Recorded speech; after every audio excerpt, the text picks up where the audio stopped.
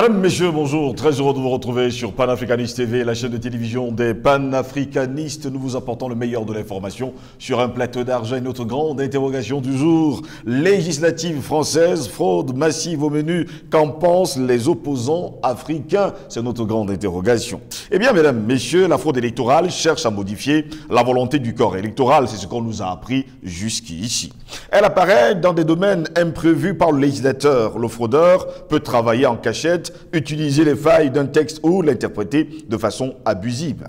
La fraude est organisée, importante pour isoler, étant donné l'importance que prend maintenant l'élection dans l'obtention du pouvoir politique, à quelque niveau que ce soit. Eh bien, la fraude est et sera toujours présente. Une nouvelle façon de contourner la loi, on va le dire comme ça, interdisant le financement des partis politiques par l'étranger, consiste en la création d'ONG qui ont en fait une activité déterminante tout en faisant intervenir la réelle politique.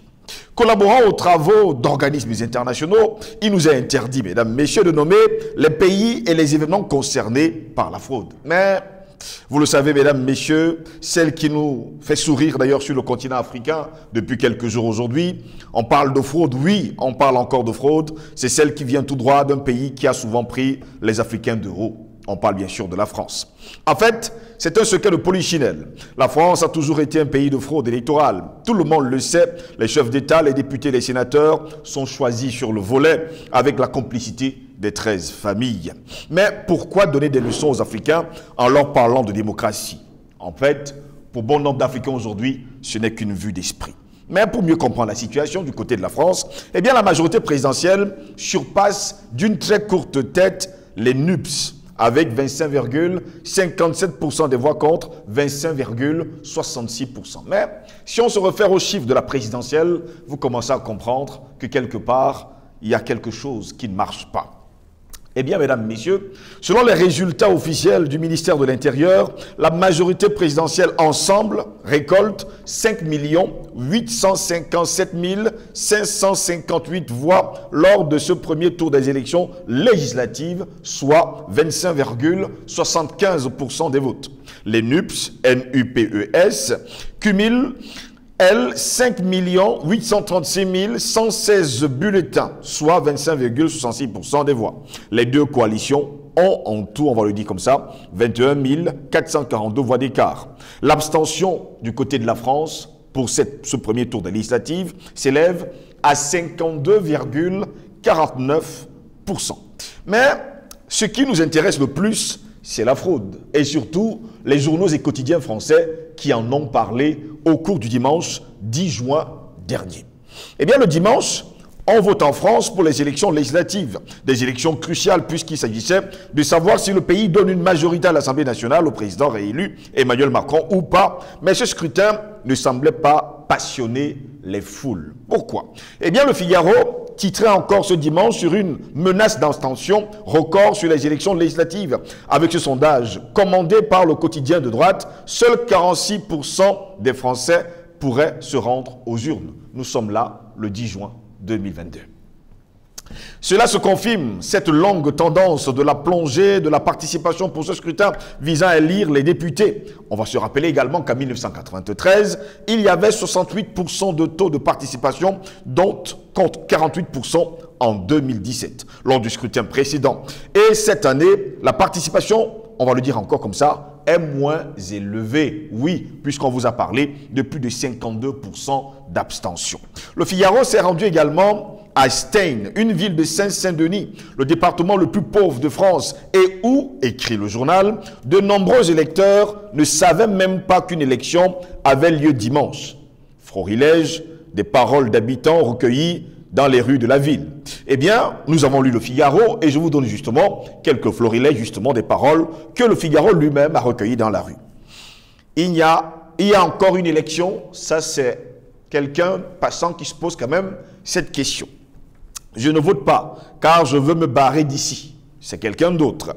On nous distribue des tracts au marché pendant les élections, mais après, c'est toujours pareil, on reste dans la muise. C'est pas moi qui le dis, c'est le Figaro qui recueille d'ailleurs ces sondages. Eh bien, l'un des habitants qui habite la ville depuis 60 ans résume la situation.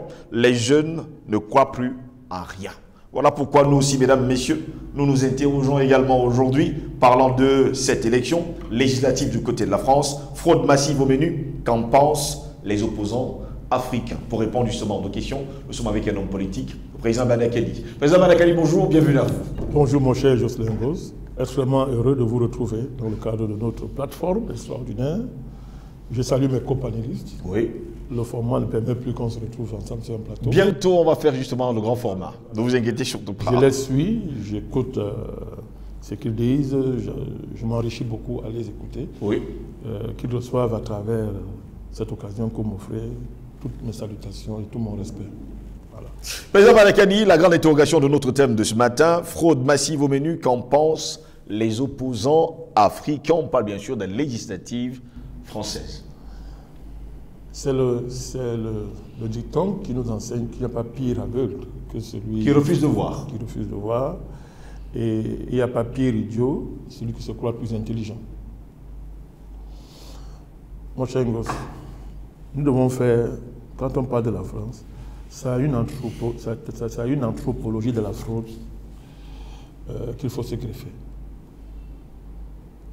Historiquement, la France, c'est une fraude. La France, le mot la France, c'est une fraude. Il faut lire l'histoire de ce pays. Depuis la rencontre du continent africain avec ce pays-là, la France, c'est la fraude. C'est la fraude. Mais comment une nation peut croire que la transparence est possible chez elle? La justice est possible chez elle. Oui. Le droit peut s'épanouir chez elle. La prospérité peut s'y épanouir. Et la justice électorale peut s'y épanouir quand elle sème les ténèbres ailleurs. C'est quoi ce monstre qui a une face lumière, l'autre face ténèbres? Si on parle de ce principe. C'est quoi cette affaire? C'est ça la fraude. C'est ça que j'appelle la fraude, qu'on me comprenne bien. Oui. Je n'ai pas dit les Français, j'ai dit la France. C'est ça que j'appelle la fraude. Nous savons que depuis Charlemagne, depuis les Clovis, depuis les premiers Carolingiens, les Capétiens, les fondateurs de ce pays-là, cette tribu-là, ces ennemis fondatrices de ce peuple-là, avaient l'alliance avec le Vatican. C'est pas parce que c'est les papes qui bénissaient, c'était l'alliance de l'épée et du trône et de l'autel. C'est ça qui a fait la France depuis Clovis. Charlemagne, Bonaparte, c'est la fraude. C'est la fraude. Vouloir dominer l'Europe, vouloir reconstruire la Rome, la grande Rome, c'est pas unie, c'est pas au-delà, réparer le schisme originel, c'est pas, et qui a l'Empire occidental, vous connaissez l'Empire d'Orient, je ne vous apprends rien, Rome et Constantinople, vous vous souvenez, historique. Donc la France, c'est la fraude. Napoléon a rétabli l'esclavage, mon cher Goss, qu'ils ont fait semblant d'abolir. Oui. C'est la fraude. Chaque fois qu'on construit sa prospérité au détriment des autres, on est dans la fraude, on est soi-même une fraude. C'est-à-dire, on n'est pas un homme. On n'est pas un homme. On est homme par fraude ou bien par accident. Et c'est valable pour une nation, c'est valable pour une nation comme la France. Donc, il faut partir, mon cher Goss, de cette matrice, de ce constat, pour bien comprendre ce qui se passe dans ce pays. C'est-à-dire que comment ton pays sème les ténèbres ailleurs, vous vous nourrissez de ça, mais vous décidez que ça n'existe pas. C'est-à-dire que vous voilez le visage. Vous dites que non, nous ne sommes pas des colons, nous sommes des civilisateurs. Non, vraiment, tout ce qu'on fait là-bas est bien. C'est eux qui sont des nullards, c'est eux qui sont des veaux, ils sont des noirs, ils sont des singes. C'est-à-dire, vous créez un réflexe raciste. Je suis gentil quand je parle de réflexe. Oui. C'est-à-dire raciste, parce que tout ça participe de la construction d'un miroir de verre. C'est-à-dire le miroir, comment on appelle ça? Il y a un mot là. Le plafond de verre. C'est-à-dire que vous refusez de voir la réalité. Mais ça vous rattrape. Ça rattrape toujours. Parce qu'on pille dehors, on pille dedans. C'est une loi. Quand on sème les ténèbres dehors, on va semer les ténèbres à l'intérieur. À l'intérieur. La France est simplement rattrapée par les ténèbres qu'elle a semées dehors, en se mentant elle-même qu'elle était la lumière. La lumière. Mon cher Goss, l'arrivée de De Gaulle au pouvoir en France, c'était une fraude. Puisqu'il a pris le pouvoir contre une autre partie de la France, qu'on a qualifié de traître aux nazis, de traître parce qu'ils ont collaboré avec les nazis. Or, ce collaborateur n'était pas n'importe qui, il était le soldat le plus imminent de la France, je parle de Pétain. Comment peut-on expliquer que le plus grand soldat de la France, le héros, se transforme en collaborateur? Il y a des choses qu'une nation évacue légèrement. Elle est en train de frauder. Elle fraude, elle se fraude elle-même, et ça va produire la fraude électorale, ça va produire toutes ces fraudes-là qui font, ça va découvrir aujourd'hui. Il faut bien expliquer ce qui s'est passé pour que le maréchal Pétain, le soldat le plus imminent de l'histoire de la France, en ce temps-là, soit devenu un collabo et estimé que l'armistice était le salut de la France. Il faut expliquer ces choses-là. Mais De Gaulle est arrivé, le héros de Gaulle, ce petit Dieu, mais qu'est-ce qui s'est passé? Et quand il venait là, il venait avec qui? Qui a fait la résistance réellement de la France? Les qui ont vraiment porté la France? Rayé d'un trait. Quand vous n'avez pas fusillé ces gens, Charles, Oui. vous ne citez que ça. Mais quand vous rayez tout ça, mon cher gosse, vous charcutez votre propre mémoire. Parce que la mémoire de la France, c'est quand même d'assumer cette histoire-là. L'assumer sérieusement. Mais quand on charcute, on efface. Mais c'est fini. La France n'a plus de mémoire. Parce que la mémoire de la France est incompréhensible sans cette histoire-là, sans sa relation aux autres. C'est de cela qu'il s'agit. Et ceux qui ont effacé cette mémoire, mon cher gosse, ceux qui ont construit leur domination, leur hégémonie au cœur de la France, n'est-ce pas? Ceux qui ont construit leur hégémonie sur ce pays-là, je parle des classes dominantes françaises. Là, on va faire un peu de sociologie politique. C'est-à-dire que les gens qui ont construit leur hégémonie en charcutant l'histoire, en cachant aux Français la réalité de leur histoire, comment ils sont devenus une puissance et tout et tout. Vous croyez qu'ils vont laisser que d'autres classes dites inférieures viennent leur remplacer? Non. Ils vont se transmettre le flambeau de la domination de génération à génération. Et ça va être la fraude. C'est de cela qu'il s'agit. Il n'est pas possible d'avoir un système politique transparent en France. Ce n'est pas possible.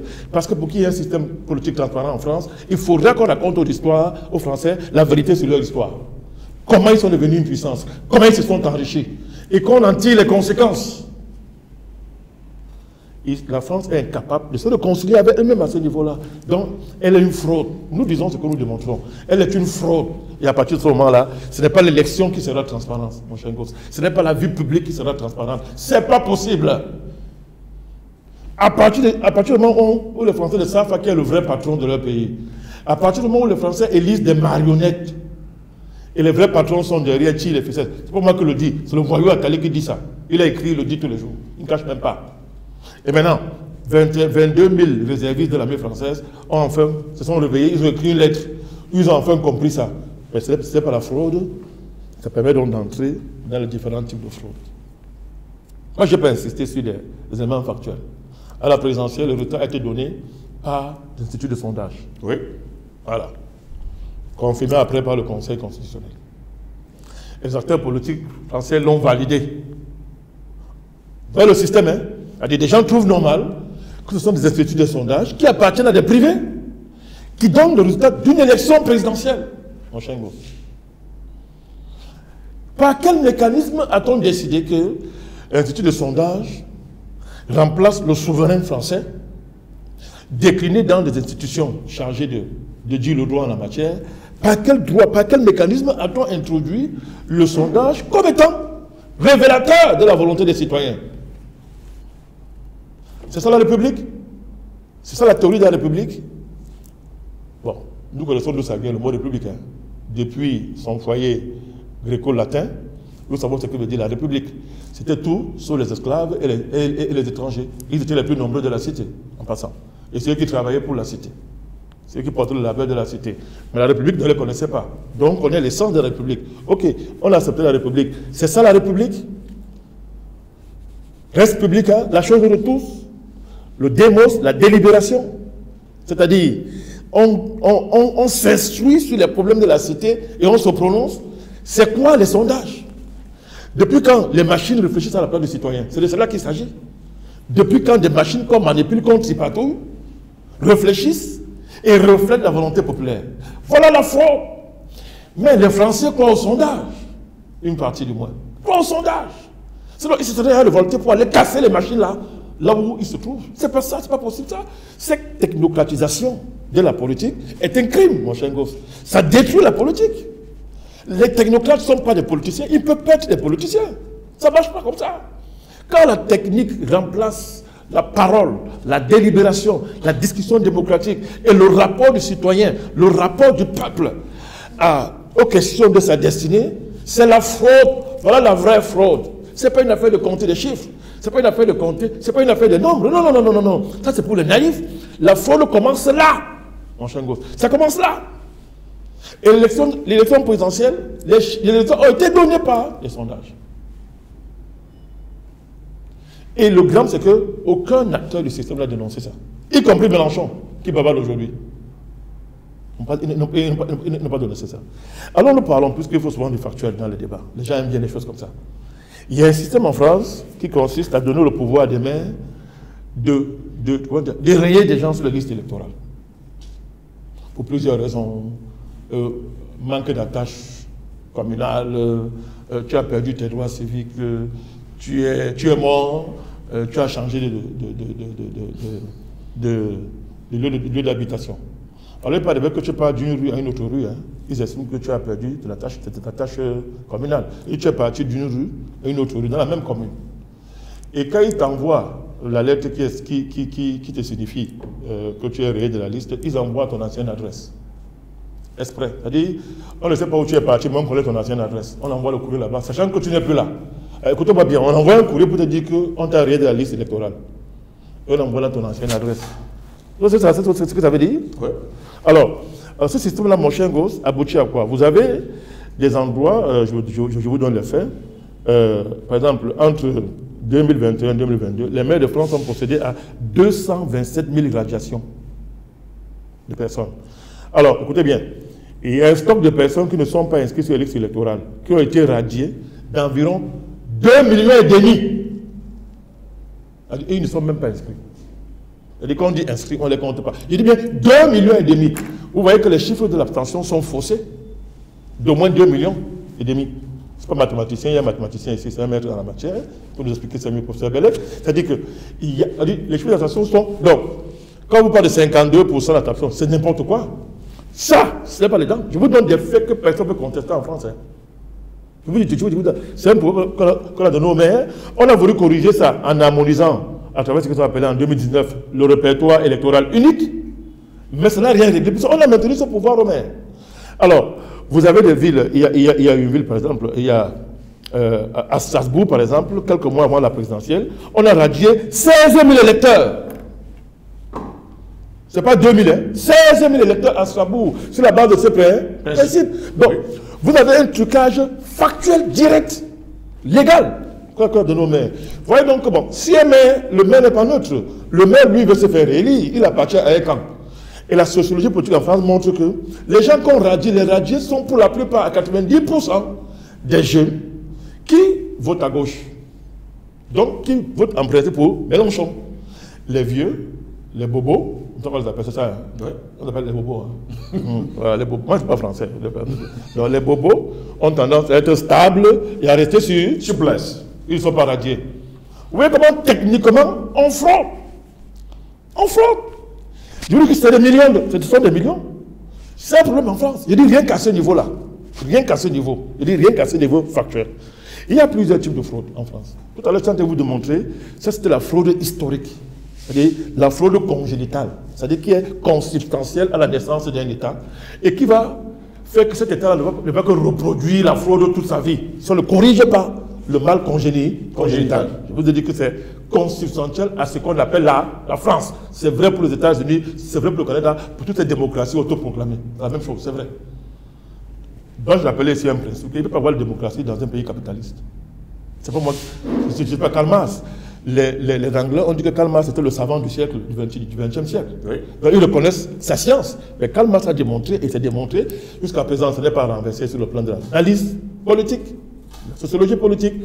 Il n'est pas possible d'avoir la démocratie dans un pays capitaliste. Donc, à partir de ce moment-là, tout le cinéma qui est fait dans les pays occidentaux, qui se fait appeler démocratie, ça se traduit dans la réalité par ce qu'on voit.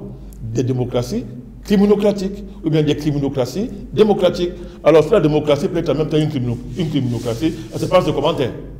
Ça veut tout dire. Mais c'était déjà ça en Grèce. Hein. Et à Rome, donc ce n'est pas surprenant. C'est leur foyer originel. C'est leur berceau historique et civilisationnel. Donc, sur le plan, la fraude culturelle, c'est quoi? La fraude culturelle, c'est le fait que tu crois que le système, si est bon, parce qu'on t'a dit qu'il est bon. Bon, on m'a dit que c'est un bon système. Les Noirs sont des sauvages. Nous sommes un peu plus civilisés. Nous sommes supérieurs. Et du coup, tout ce qui est fait chez nous est d'office supérieur. Voilà. On ne réfléchit plus. Tu n'analyses pas. C'est-à-dire, tu mets ta raison au garage. Tu gères tes émotions de supériorité raciste.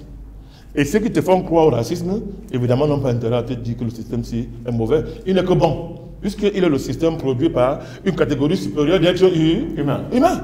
Donc c'est la fraude culturelle, l'accoutumance, l'acceptation par les Français que la France est la France telle qu'elle est et qu'elle a une grande puissance, elle a une grande civilisation. C'est ça le problème. Donc c'est culturel, c'est-à-dire que c'est en eux, c'est la culture française, c'est une culture. On est un grand pays, on est une grande nation, on n'est pas n'importe quel pays dans le monde, en oubliant les vérités fâcheuses de cette grandeur. On refuse de l'assumer. Alors du coup, quel homme politique de façon culturelle va se lever pour dire que ce qu'on dit là est faux?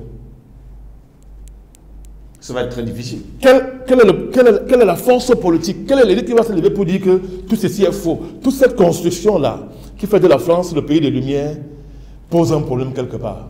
Qui va se lever? Il faut être très courageux. Vous voyez la fraude culturelle?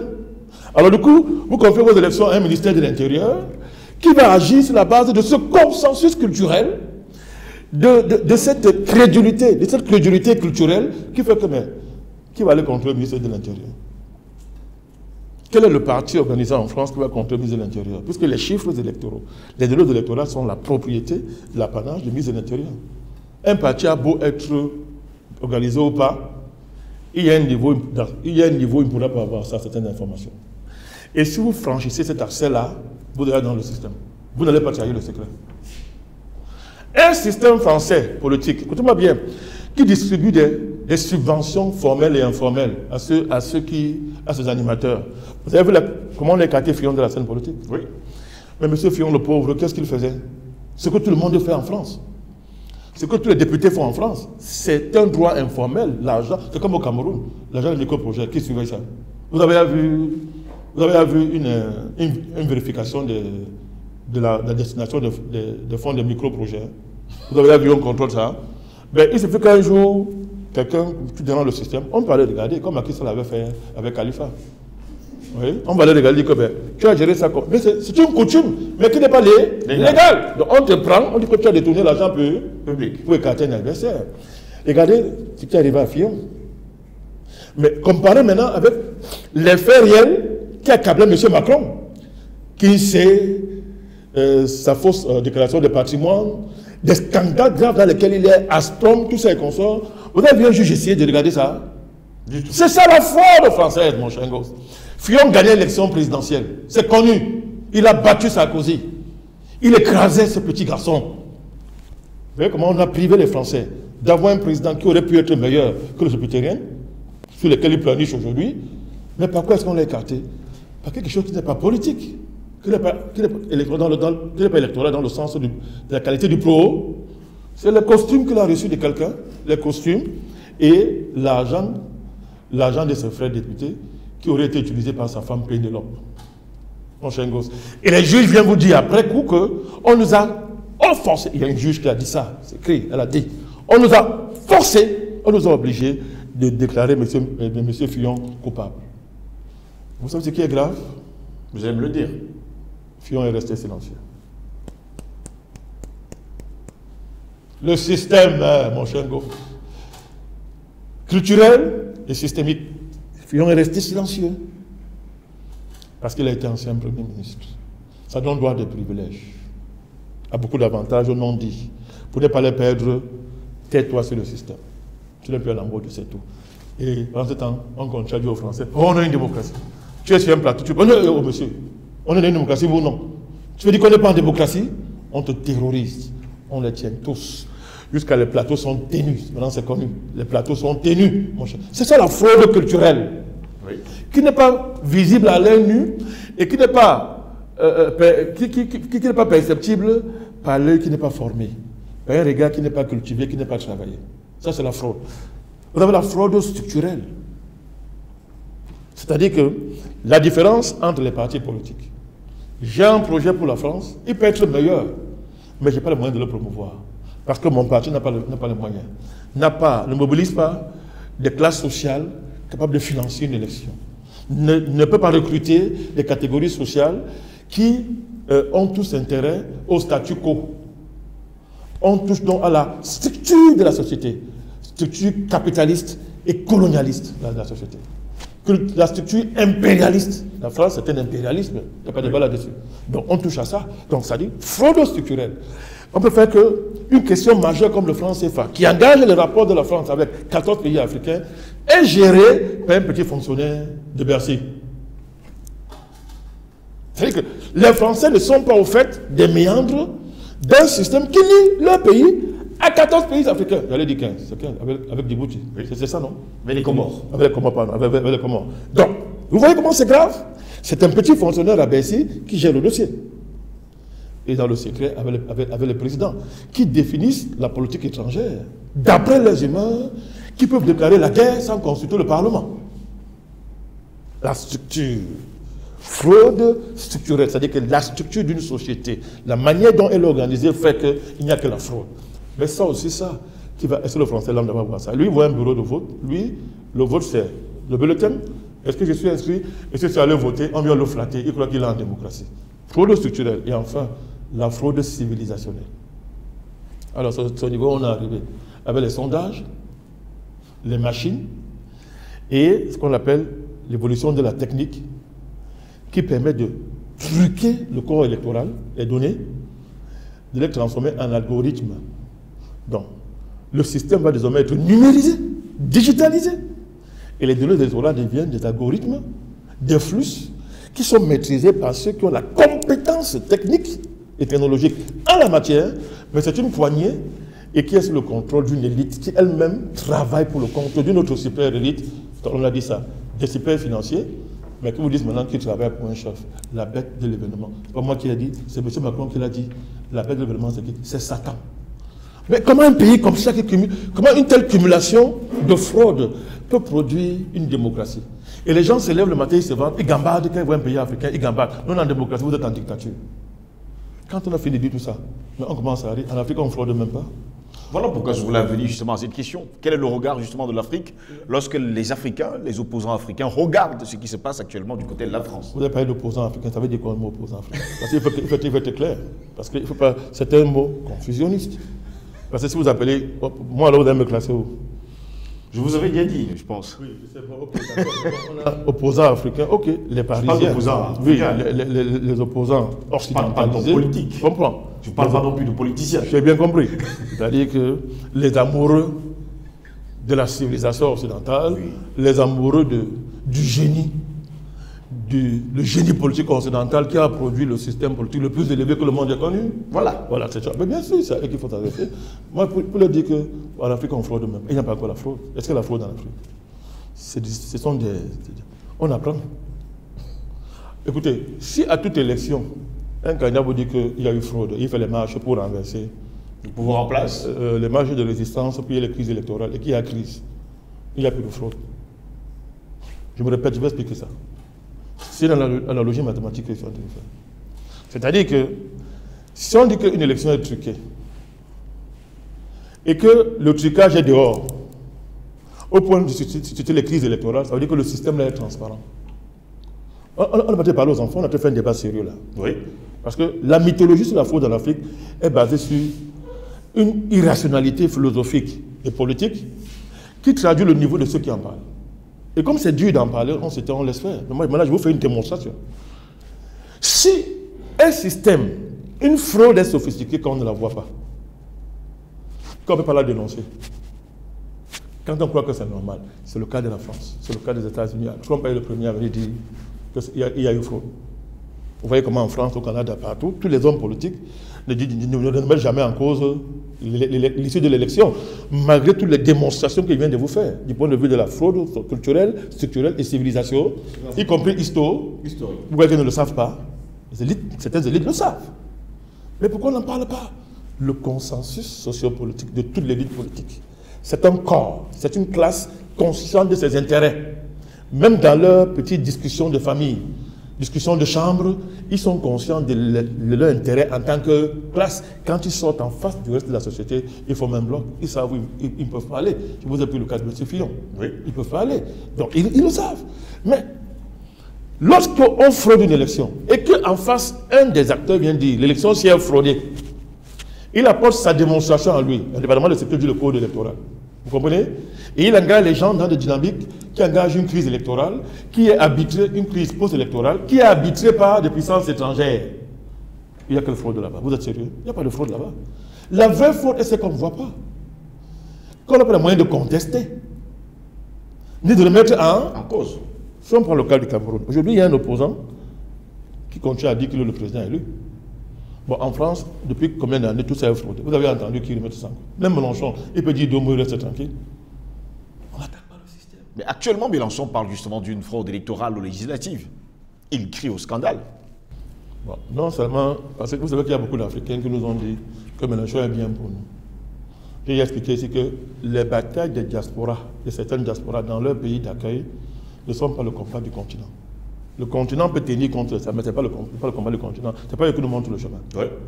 Donc, Mélenchon fait partie des instruments de d'une certaine diaspora africaine en France, qui, et c'est leur droit, hein, c'est bien, dans le cas des batailles qu'ils mènent en France, dont nous sommes solidaires en passant, n'est-ce pas? Il ne faut pas se faire inverser les rôles et les hiérarchies, c'est tout la vigilance, là, toute la vigilance. Nous, on comprend ça, la bataille pour s'insérer, que Mélenchon aime mieux. Bon, allez lire son programme. Mélenchon, c'est un mondialiste. C'est un crypto-mondialiste. Parce que Mélenchon est pour le programme de vaccination mondial. C'est dans son programme. Il y a une différence entre lui et M. Macron à ce niveau. C'est une différence de gestion. Mais sur le principe, ils sont d'accord. Mélenchon est d'accord sur le fait que les problèmes du monde relèvent du climat, la question climatique définie et élaborée à Davos. M. Mélenchon ne met pas ça en cause. Vous comprenez? Donc, il y a des variables qui démontrent que, bon, c'est comme s'il est dans un jeu. Mais nous, on sait ça. Donc, Mélenchon peut dénoncer dans le cadre d'un combat avec M. Macron, mais il n'ira pas au-delà. Il ne peut pas le mettre en cause de ça. Il ne peut pas. Je vous ai dit comment le système est structuré. Vous l'avez dit. Quand vous êtes au Parlement, vous avez des avantages. Un président du groupe parlementaire, ce n'est pas n'importe qui en France. Il a des avantages. Les députés ont des avantages. Il y a plusieurs types d'avantages. J'espère que les politiciens ramassent, même quand ils apparaissent hors système. Regardez les parrainages. Vous avez vu ce qui s'est passé?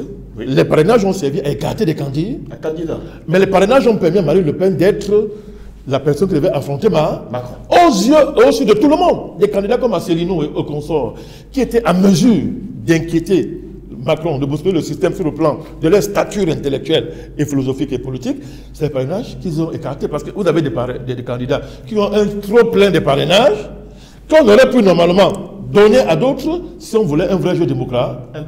Mais ça se passe devant tout le monde, mon cher Jocelyn. On ne parle pas à l'air. Vous pouvez que les candidats qui, par exemple, un challenger structurel comme Marine Le Pen, qui depuis sa famille, c'est une famille de challengers, c'est-à-dire le père aux élections, pas pour gagner, mais pour légitimer une élection. Ceux qu'ils combattent et que ça fait la gloire de la famille.